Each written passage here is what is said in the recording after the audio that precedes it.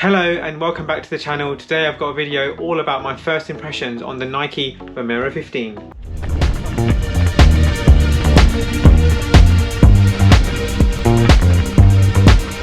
Just another sunny day in Southern California.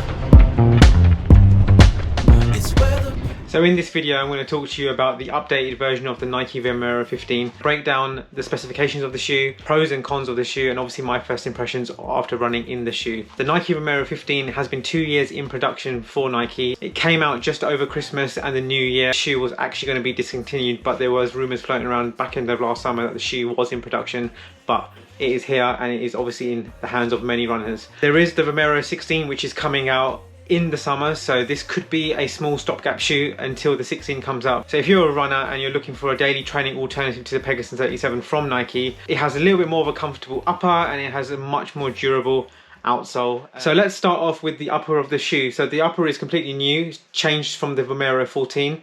I'd say the material is very breathable. You do have a few holes in the front of the shoe for your foot to breathe. I haven't found on any of the runs that I've done that my feet get too hot, and they're fairly well ventilated. I am running in the cold, but I don't think it's an issue in terms of having a sort of warm running shoe. Going to the midfoot, you do get a good wrap around along the midfoot of your shoe, and obviously there is a more of a plush sort of heel counter along with a new plastic clip which sort of gives you a really good lockdown. I haven't found any issues at all with the way the foot sits in the shoe, whether or not that rubs on the back of the shoe. So I do feel as if they've actually improved on Nike Vomero 14 and actually improved the sort of lockdown that you do get in the actual upper of the shoe.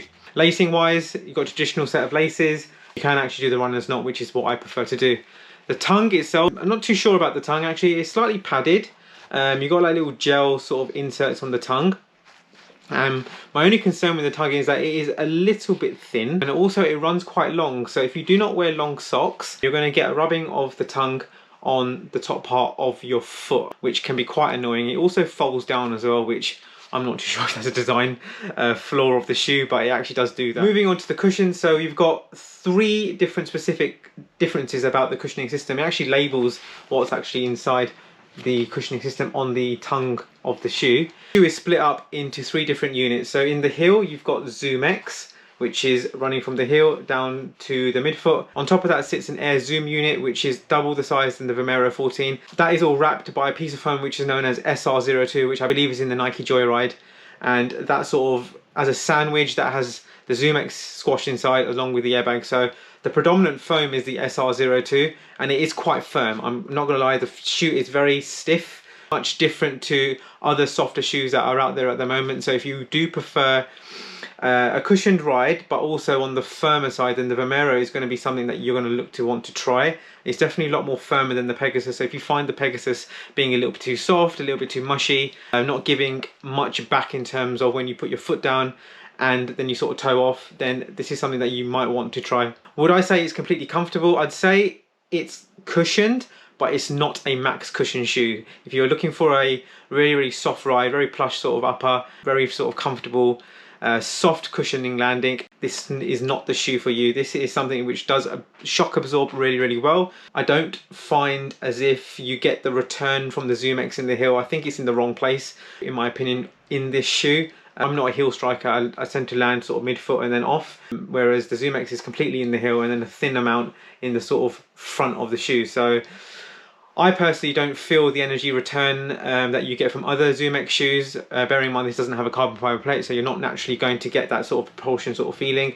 Moving on to the outsole of the shoe, you've got a very durable grip. I don't see any problems with having any sort of traction issues. It's gonna hold up very well in most conditions. I found it worked pretty well in the wet. It also worked very well in the dry. So this is built to last. This is high abrasion rubber, so it's going to give long time usage for this particular shoe. This is where probably the main dominance of the weight of the shoe is. I bought 2 sizes of the shoe because I was unsure on sizing. I read reports that it does run quite long. So I bought a UK 8 and that weighs in at 286 grams, and a UK 8.5 which weighs in at 297 grams. It's similar to the Nike Vomero 14.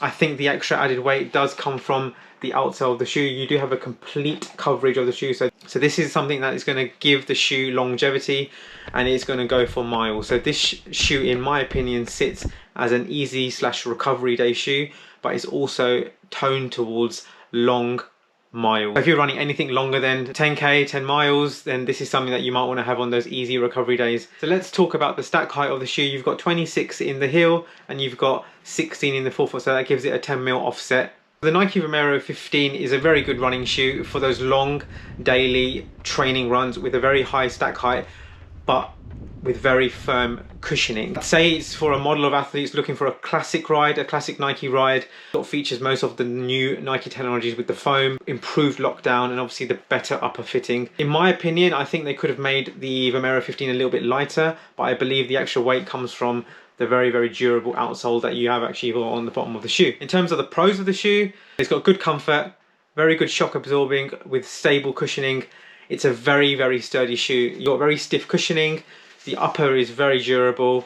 The heel lockdown, the lacing system is very, very good. So it's built very, very well. And then on to top that off, you've got multiple foams along with a very good outsole of the shoe. The upper itself is very roomy. I'd say the toe box is a lot more wider for Nike shoes. You do get a lot of room in the toe box. Obviously I tried an 8 and an 8.5. The 8 for me was a little bit snug. I do have right foot bigger than the left, so I had to obviously fit to my bigger foot, and I did find that the 8.5 just gave me the better sizing, which means that it is true to size because I'm an 8.5 in most of my Nike shoes. The cons of the shoe, I'd say this is slightly heavy. You do get that slappy sound similar to the Tempo Next Percent,